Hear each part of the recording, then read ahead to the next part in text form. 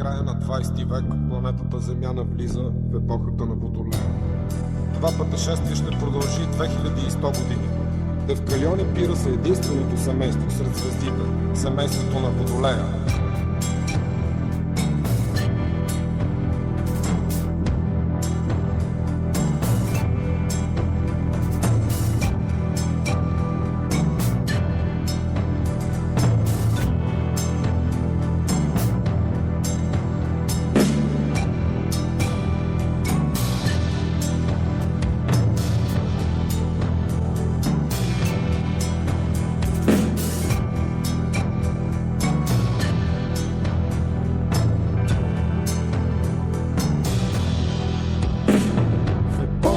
На Водолея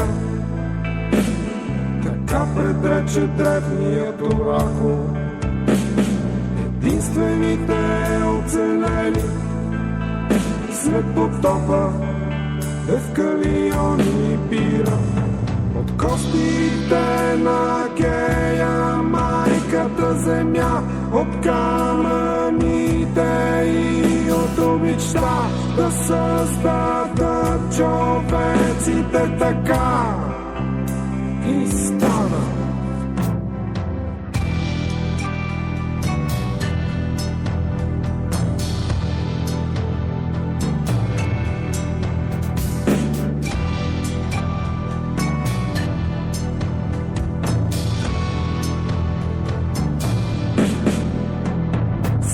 Когато звездните врати отново се разтварят, за да влезем в епохата на Водолея.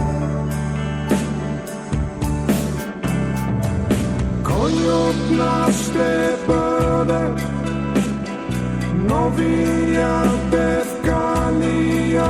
И ако бъде, къде ли ще намери Пира? Трамвая, кухнята, килера, асфалта, двореца, бара, парламента.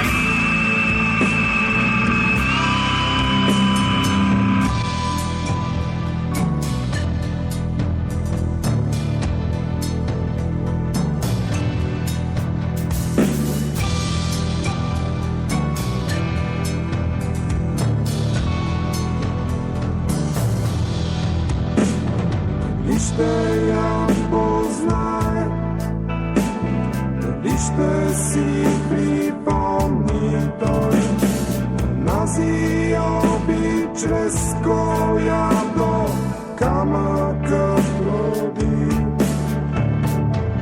Или ще можем да си спомним само, че сме камъни и ги забравили какво е обичта.